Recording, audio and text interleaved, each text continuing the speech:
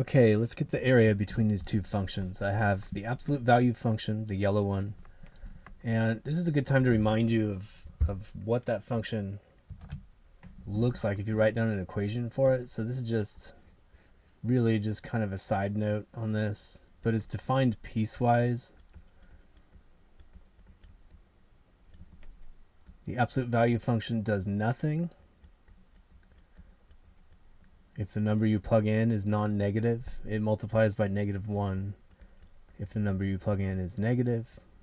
And so this means it looks like y equals x for positive values of x, and it looks like y equals -x for negative values of x. So the thing is about this problem, it's not necessary to worry about this piecewise defined function at all, because I can see that I have symmetry in the problem, making it so I can just find the area of the right hand side and then double my answer. So this line right here is really y equals x. Okay, and then I have this upside down parabola, and between them I have this area that's trapped. And so I'm going to write down a little area element. And it's just going to be a skinny rectangle. There we go. And the width of that is going to be dx. And then I need to express the height of it. So this right here. Well, that's just the y coordinate on the upper curve minus the y coordinate on the lower curve. So I'm going to get a 2 minus x squared minus x for the height of that guy. Okay. I guess the last point before we start setting things up is that I need this intersection point precisely. It looks pretty convincing that it's 1. And so maybe it's justified to use a guess and check technique. If I plug in 1 for x in this equation, I get 1 for y. If I plug in 1 for x in this equation, I get 1 for y. So that's one way to verify it. If I wanted to go through a more reliable kind of procedure, then what I would do is set the two equations equal to each other. So I'm looking for the intersection.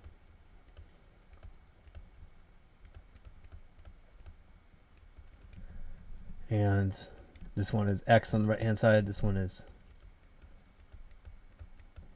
2 minus x squared on the right hand side. And so we're looking for the x coordinate that makes the two y coordinates equal. That's the intersection. I'm going to move everything to the left hand side. So I have x squared plus x minus 2 equals 0. And this factors into two binomials. Okay, and I end up with a plus 2 and a minus 1. That's just guessing and checking really fast. And I have x squared minus x plus 2x. That gives me x minus 2. Okay, cool. And then I can set each of these factors equal to 0. And x equals -2, x equals +1. And of course, I'm concerned with this positive value over here. All right, so my intersection is actually at x equals 1. And so that becomes a limit of integration. I'm going to integrate from 0 to 1 to cover this area on the right hand side, and then I'm going to double my answer. All right, so let's get started with the actual integral. Maybe I'll write down the expression for the little slice that I drew. I'm going to call that a differential area, dA, and that's just height times width. So that's going to be 2 minus x squared minus x times dx for the little infinitesimal width of this thing. And so nothing too complicated happening here. We're ready to integrate. The area is the sum of all the area contributions.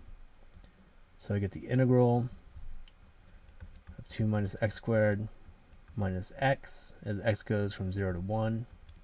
And then I'm just going to go ahead and do the doubling right now. So this 2 is to give me both halves put together. So I'm just going to guess antiderivatives now. I end up with 2x minus 1/3 x cubed minus 1/2 x squared. And then this is all evaluated from 0 to 1. So this is a case where if I look at what happens when I plug in the lower limit, I get 0 out of every term. So I usually just cross it out in the limit instead of showing myself plugging in zeros. Plug in the upper limit, I get 2 times 2 minus a third minus a half, and I'm going to get a common denominator in there. That's going to be 6. So I have 12/6 minus 2/6 minus 3/6. That's a 12 minus 2 is 10 minus 3 is 7. So I have 7/6 in there times 2. That's 14. 6, which reduces to 7/3. Again, that's the area of this entire thing because I already put in the doubling of half the area right there.